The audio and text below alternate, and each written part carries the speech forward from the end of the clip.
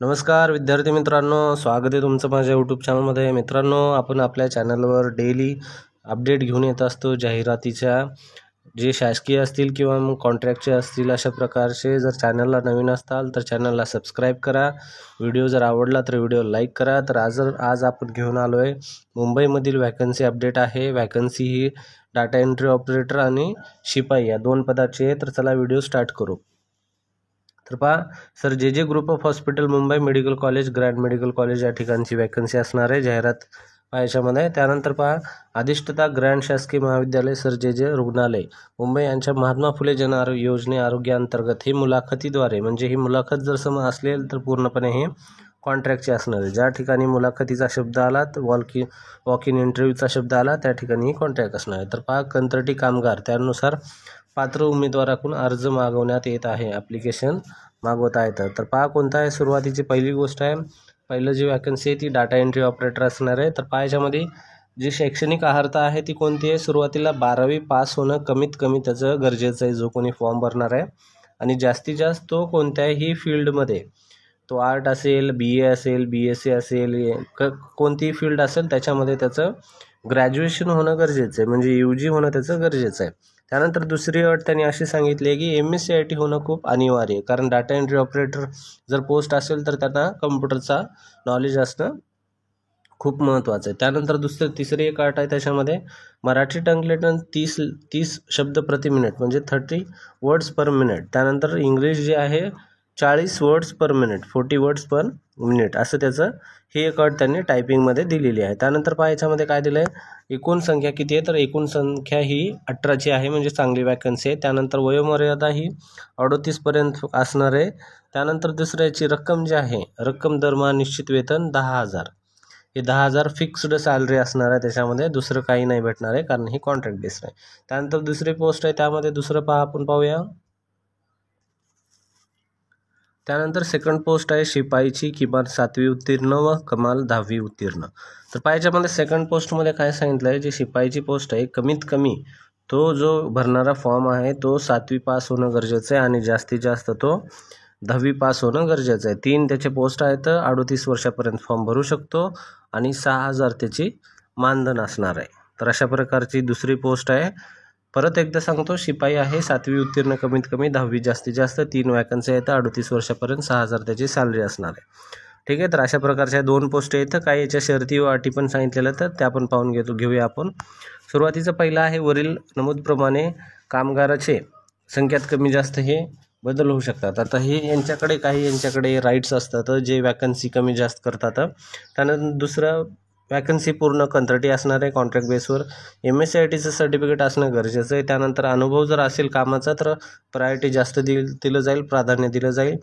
जाहिराती जी काढलेली आहे याचा पूर्ण राईट जो आहे तो त्यांच्याकडेच असेल, जो कधी पण बंद करू शकतात जाहिराती, वॅकन्सी वाढू शकतात, कमी करू शकतात. उमेदवारांना निवडीच्या ठिकाणी तुम्हाला स्वतःचे पैसे खर्च करून जावं लागतील. आणि त्यानंतर मुलाखती जर तुम्ही जात असाल तर त्यावेळेस तुमचे सगळे डॉक्युमेंट वगैरे तुम्हाला सोबत घेऊन जायचं आहे. तर सदर भरती प्रक्रिया निर्माण होणाऱ्या बाबीवर मान्य संस्था प्रमुख यांनी घेतलेला निर्णय अंतिम राहील, तुम्ही त्याच्यामध्ये काही करू शकत नाही. विशेष सूचनामध्ये निवड झालेल्या उमेदवारांना निवड तात्पुरत्या स्वरूपात, आता हे पूर्ण कॉन्ट्रॅक्ट बेसवर असणार आहे. पायाच्यामध्ये सुरुवातीला 120 दिवसाचं त्यांनी कामाचं तुम्हाला ऑर्डर देतील. त्यानंतर जर तुमचं काम आवडेल तर त्यानंतर 1 दिवसाचा खंड देऊन त्यांनी 364 दिवस, म्हणजे जवळपास परत 1 वर्षाचा परत त्यांना तुम्हाला कामाचं ऑर्डर देतील त्यांनी, किंवा बॉन्ड बनवून वगैरे प्रोसेस होईल. त्यानंतर दुसरं पुन्हा काय सांगितलं आहे, प्रशासकीय व अन्य कारणास्तव निवड भरती प्रक्रिया बंद किंवा चालू, किंवा वॅकन्सी वाढ किंवा वॅकन्सी कमी, काही पण होऊ शकतं. त्याचा राईट त्यांच्याकडे आहे, ऑलरेडी सांगितलेलं आहे. निवड झालेल्या उमेदवारांना निवड कंत्राटी पदावर असणार आहे, तर तुम्ही परमनन्सीचा काही दावा वगैरे करू शकत नाही. वर नमूद केलेल्या सर्वांना निश्चित स्वरूपातील सेवा असणारे वेतन जे आहे ते कामगारांना 3 पाळीमध्ये ड्युट्या कराव्या लागतील. याच्यामध्ये शिफ्टमध्ये ड्युट्या असतात मित्रांनो. शिफ्ट कशा दिलेल्या आहेत पायाच्यामध्ये, सकाळची कामाची वेळ सकाळी 8 ते संध्याकाळी 5 ही पहिली शिफ्ट असेल, दुपारची 2 ते 10 ही दुसरी शिफ्ट असेल, आणि तिसरी शिफ्टमध्ये 10 ते सकाळी 8 असेल. या तिन्हीपैकी कोणती पण डेली एक शिफ्ट तुमची असणार आहे. त्यानंतर पाहायच्यामध्ये काय दिलं आहे, अर्ज जे तुम्ही भरताय ते अर्ज विहित नमुन्यात सादर करावा. आता याचं जे ॲप्लिकेशन आहे ह्या PDF मध्ये असणार आहे. ॲप्लिकेशन जर तुम्हाला पाहिजे असेल तर आपल्या व्हिडिओच्या डिस्क्रिप्शन लिंकमध्ये व्हॉट्सअपची लिंक टाकून ठेवतो, त्याच्यामध्ये तुम्ही व्हॉट्सअपला जॉईन होऊन आपल्या PDF डाउनलोड करून घेऊ शकता. त्यानंतर पहा, आणि जे हॉस्पिटलच्या वेबसाईटवर पण तुम्हाला याची PDF भेटून जाईल. पहा, ईमेल ID, जन्मतारीख वगैरे, फोटो, उत्तीर्ण वर्ष, मार्क मेमो वगैरे ॲप्लिकेशनवर व्यवस्थित भरायचा. जर चुकला तर पुन्हा तो ॲक्सेप्ट केला जाणार नाही, कारण रिजेक्शन तुम्हाला तिथून करून टाकतील, कारण जास्त ॲप्लिकेशन आले तर तुमचं काउंट केला जाणार नाही त्या ठिकाणी. त्यानंतर पहा काय सांगितलं आहे, यासह भरलेला अर्ज थेट मुलाखतीकरता मंगळवार दिनांक 29 एप्रिल. तर हा 29 तारखेला तुम्हाला याला जायचं आहे. 29 एप्रिलचा याचा डेट असणार आहे. तर ठीक आहे, लक्षात असू द्या, 29 एप्रिल इंटरव्ह्यूचं तुमची डेट आहे. त्यानंतर स्वतः महात्मा ज्योतिबा फुले जन आरोग्य योजना लेखा कक्ष सर जे समूह रुग्णालय या ठिकाणी तुम्हाला उपस्थित राहायचं आहे 29 तारखेला. तर सकाळी तुम्ही लवकर जावा, 11 ते 5 याचा वेळ असणार आहे त्या ठिकाणी. त्यानंतर हे त्याचा ॲड्रेस आहे, परत एकदा पाहून घ्या. हे ॲड्रेस त्याचा आहे. मुलाखतीचं ठिकाण महात्मा ज्योतिबा फुले जन आरोग्य योजना कार्यालय, मुख्य इमारत, तळमजला, ग्रँड शासकीय वैद्यकीय महाविद्यालय, सर जे समूह रुग्णालय, मुंबई. अधिष्ठाताचं याची साईन वगैरे आहे पाहायच्यामध्ये.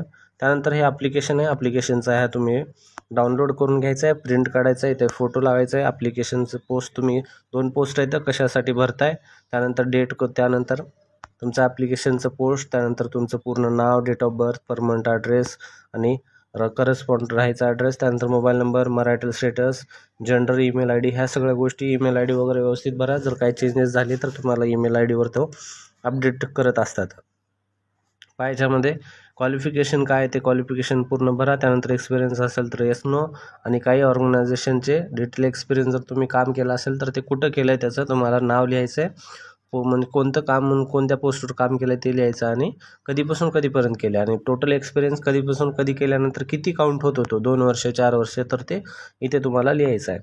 त्यानंतर हे डिक्लेरेशन आहे, तुम्ही असं फॉर्म भरताय म्हणून वगैरे सांगितलं. आय हॅव रेड केअरफुली, तुम्ही पूर्ण व्यवस्थित पूर्ण वाचलं आहे वगैरे. त्यानंतर स्वतः डिक्लेअर करते की ॲप्लिकेशन ट्रू जे आहे मी भरतोय वगैरे, सगळं माहिती माझी खरी वगैरे आहे, त्यानुसार मी ते सगळं याच्यामध्ये सांगितलेलं आहे. तर अशा प्रकारे पूर्ण ॲप्लिकेशन आहे. जर तुम्हाला PDF पाहिजे असेल तर आपल्या ह्या व्हिडिओच्या डिस्क्रिप्शन लिंकमध्ये व्हॉट्सअपची लिंक मी पेस्ट करून ठेवतो, तुम्ही तिथून जॉईन व्हायचं. त्यामध्ये तो आपल्या व्हॉट्सअपची जी काही व्हिडिओ बनवतो त्याची PDF आपण त्या ग्रुपवर अपलोड करत असतो. तर व्हिडिओ जर आवडला असेल तर व्हिडिओ लाईक करा, चॅनलला जर नवीन असाल तर सबस्क्राईब करा. धन्यवाद मित्रांनो.